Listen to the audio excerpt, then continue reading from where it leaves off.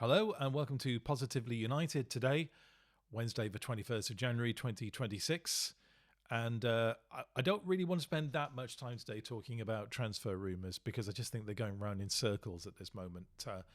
I actually want to come and talk today mostly about the role of Jason Wilcox and the rest of the management team at United, because I think there is a tremendous amount of confusion about their role and what they ought to be doing. But we'll come to that in a bit. Let's just mop up the transfer rumours.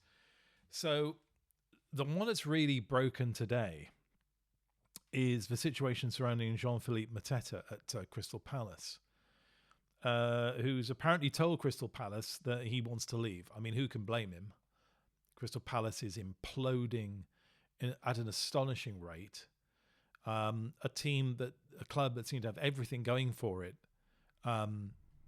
at the beginning of the season, won the FA Cup for first time, first trophy, won the Charity Shield, really looked on the up, and have decided to, it would seem, just completely self-combust and destroy themselves.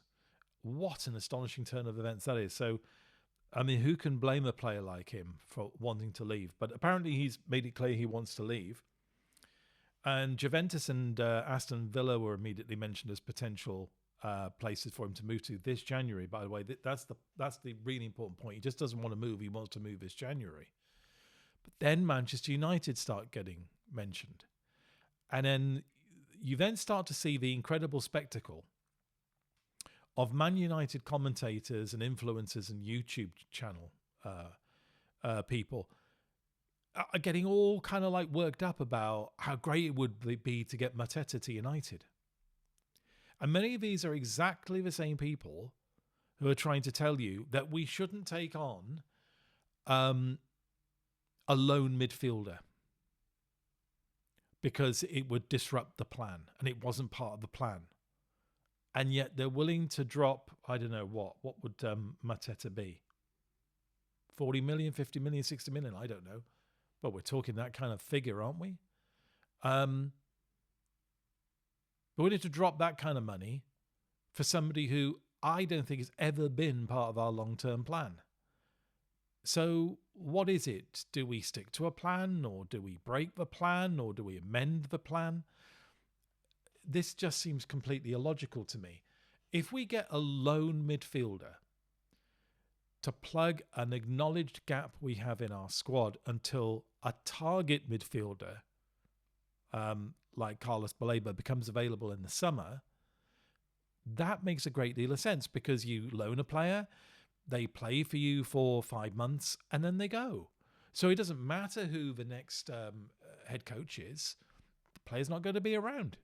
And that player could very well be the thing that tips the balance to get us into a European place. It's just such a logical thing to do. But apparently we're not meant to do that because it's not part of a plan.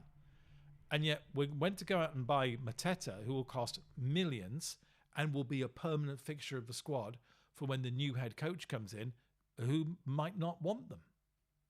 I don't get this. I mean, if you're going to be against making moves for players in January because we don't have a permanent head coach, be consistent and be logical, and be against them all. Don't be in favour of the sexy ones because we're talking about an exciting forward here, and you're not all that keen on a prosaic, matter-of-fact, tactical choice for a midfield player. Sometimes dull is exactly what you need. The obvious decision is the one you need to take. We obviously need strength in midfield. So I think that a loan move for somebody like Loftus-Cheek or Wilfred Ndidi is still by far the most likely move we'll make. Obviously, this mystery midfielder has been mentioned. I think that's a true story. I wish to God somebody would break who the damn person is and stop dangling this around us. I mean, I don't believe for one single second that the name is being withheld because of some reasons of propriety or whatever. I think this is simply to get the story to drag on and drag on and drag on. And I wish the sources of this story would just get around to telling us who they believe it is, because I think I'd do us all a favour. Lots of people saying today it's definitely not Loftus-Cheek. Apparently they know. Well, if you know, how do you know? And presumably, if you know it's definitely not Loftus-Cheek, you've probably got a good idea who it is. Well, then say so. What's stopping you? I mean, is there a super injunction or something against mentioning this person's name? Just get it out there, right? And put us all out of our misery. But I still think getting a lone midfielder is a far more likely prospect than going off and getting Jean-Philippe Mateta as a new forward, and frankly, much more sensible. Now, Rúben Neves. That story continues to be mentioned today, and this is the permanent purchase that I'd be all in favour of. I think this would make sense. Why? Because I think his quality is better than Loftus-Cheek or Wilfred Ndidi, and the money which is being discussed, to me, screams bargain. I've seen a figure as low as 17 million being quoted, 70 million pounds being quoted. For Rúben Neves, that is an absolute steal. Now, people might then say, yes, but his wages will be huge.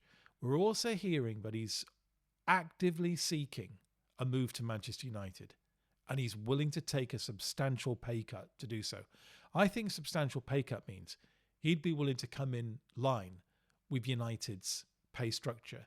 And I think this is probably telling us that Rúben Neves is absolutely desperate to come back to the Premier League. And he'll come to United. And he'll come for the right wages. Now, if Rúben Neves is willing to come to Manchester United for the right wages, and he's only 17 million, I think we'd be absolutely crazy not to go for it. Because even if it didn't turn out to be the perfect purchase, it's 17 million. He could be sold on for at least that in the future. I just think it's a no-brainer. If it is true, and he's really available for 17 million and a realistic wage bill, go for him. Absolutely go for him. So I actually hope that happens. I really do. And I don't think that's breaking any plan. I think it's just being agile. It's just reacting to events in a sensible and calm way. So that's, I think, today's most important discussions about potential transfers in this January window. There's probably many more things spoken about, but as I said, it's getting very circular. Let's leave it until tomorrow to go into it in some depth. What I'd like to do for the rest of this episode is to talk a little bit about some of the things I've heard people say about the role of specifically Jason Wilcox, but in a sense, the whole of the management team that Manchester United now has. So I'm talking about that whole structure of CEO, director of football, and head of recruitment. And talk about it interfering with football matters, particularly Jason Wilcox, particularly the role of director of football. So I'd just like to pose this one question. What do you think a director of football is meant to be doing? And didn't you want a director of football in the first place? Let's have a little bit of a trawl through history. We all know that United were very, very late to the game in setting up a modern football management structure. We were spoilt for 26 years by having Alex Ferguson as our manager. Alex Ferguson ran everything football about the club, or almost everything. And he might not have been daily managing it, but his eyes were over everything. His personality was over everything. He was an old school football manager in the mould of Matt Busby or Bill Shankly or Bob Paisley or Brian Clough. He was that style of manager. And I remember even in the final seasons that he was manager at United, people were starting to say, this is starting to look a little bit old-fashioned, particularly with the 2 defeats against Barcelona in the Champions League finals. People were starting to say, doesn't United need to get a little bit more up to date with its management structure? And then when Ferguson retired, it would have been an obvious moment at that time to restructure things at United, but we didn't. In fact, we went backwards. Because in one summer, Alex Ferguson left as manager and David Gill left as CEO. We lost all the embedded knowledge of how to run that football club. And we ended up with David Moyes as manager. an absolute disaster, really, as we now know. And we missed a chance, a real golden opportunity to improve the way that the club was structured. But we kept on going. So we had, first of all, Moyes and Ed Woodward, who was always criticised as being the Glazers' placeman, hated figure. Didn't work out with Moyes. We got Van Gaal. That would have been another chance to modify things, but we didn't. In fact, if anything, what happened was Van Gaal modified himself to the traditional English model of management. Remember, he's quoted as saying that when he came over to manage Manchester United, he gave up the tracksuit, wore a suit, and stood back a little bit from coaching because he wanted to be a more traditional English manager. Ultimately, it didn't work out for him. He got sacked. We brought in Mourinho. Again, would have been a great chance to introduce a modern style of football management with a director of football and a technical director and a proper CEO and a head of recruitment, but we didn't.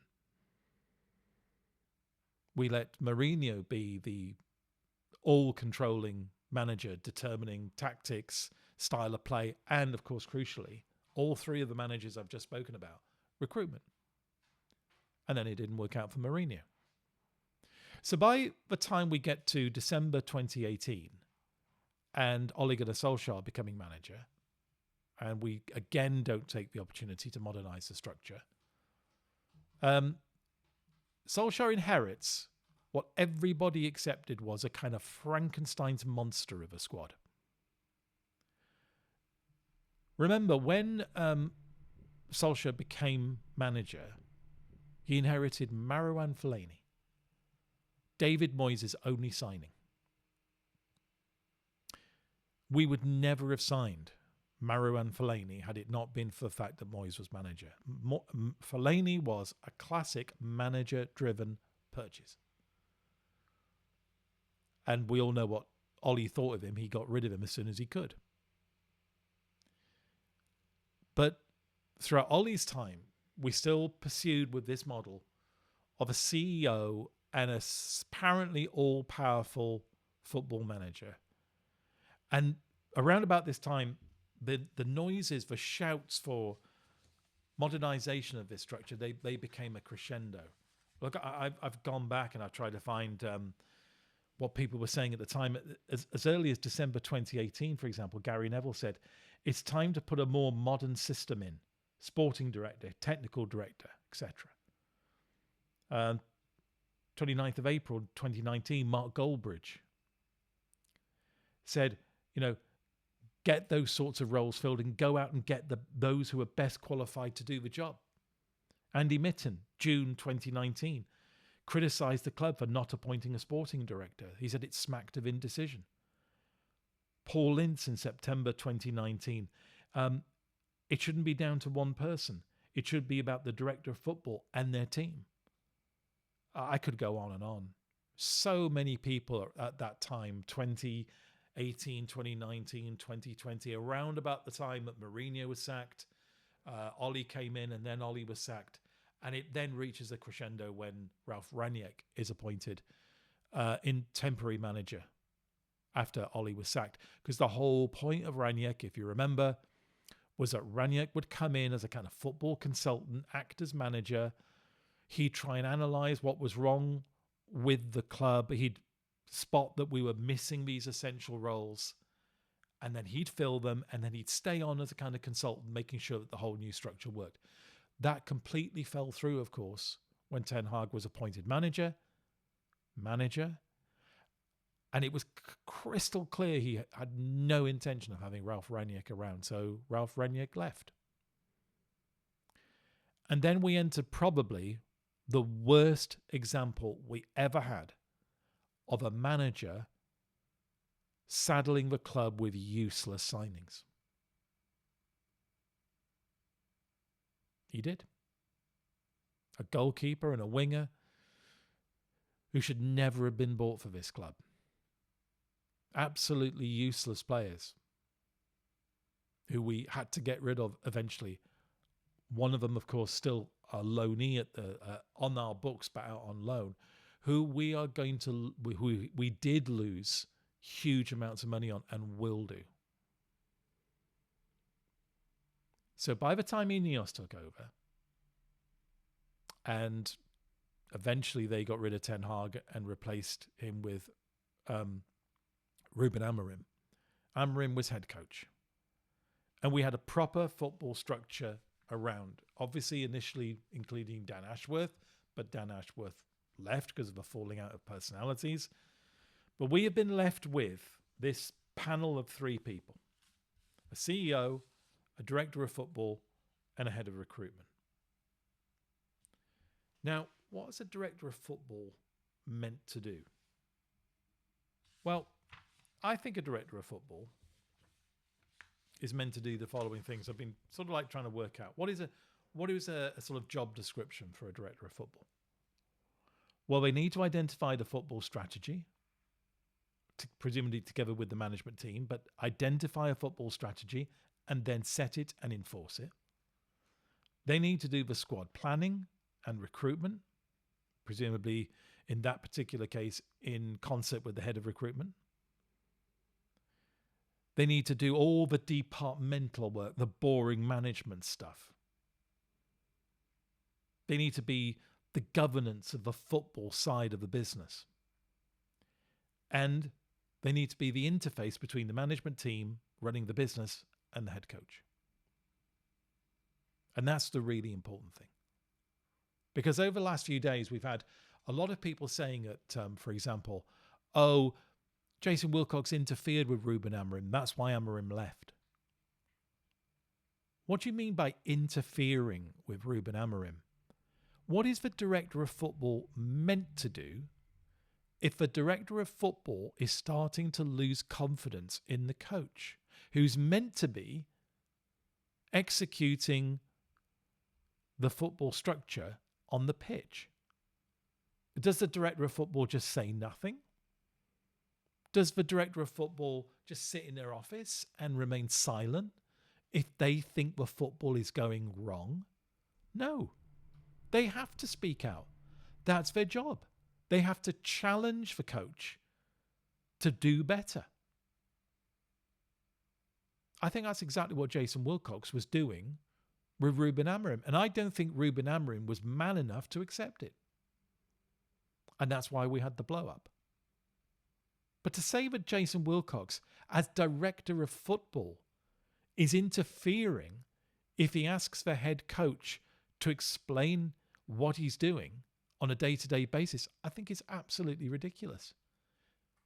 And I say this with all seriousness. Be careful what you wish for. Because I remember way back when this new structure was first being suggested by people like Gary Neville and Mark Goldbridge and Andy Mitten, I was against it. I hated the idea. I wanted United to stick with a traditional English all-powerful manager. By the way, I was wrong. I admit it. I was completely wrong. I was old-fashioned in my thinking. I hadn't moved with the times, and I wasn't taking into account just how impossible that job now is in modern-day football. I've learnt my lesson. I now see the reason why these roles had to be created and why they needed to be filled. But I think some people are just not being realistic. I think some people liked the sexiness of these roles.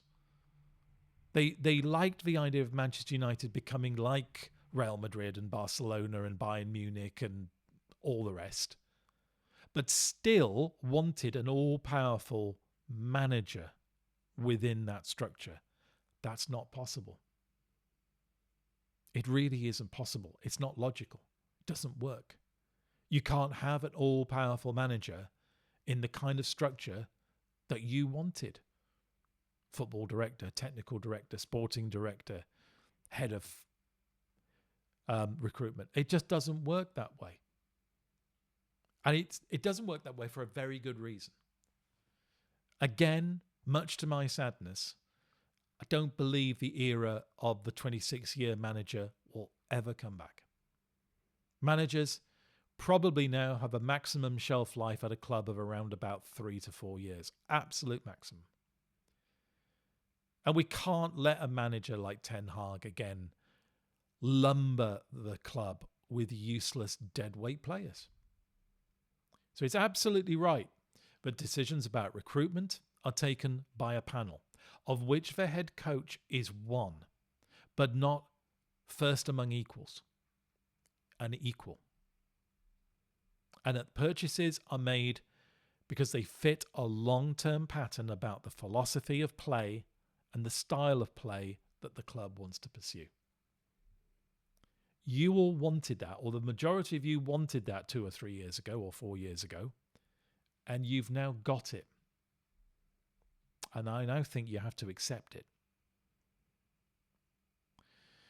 One of the reasons why it's been mentioned that Michael Carrick shouldn't get the job on a permanent basis is that he's accused of being a yes man.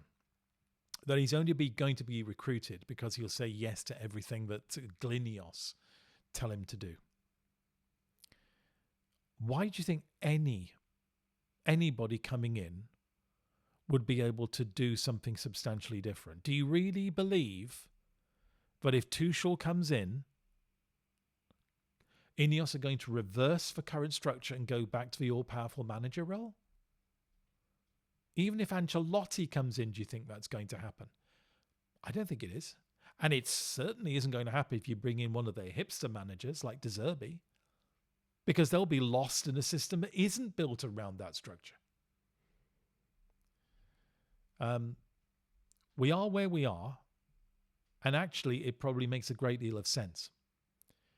And in that structure, it doesn't really fit to have an all-powerful manager.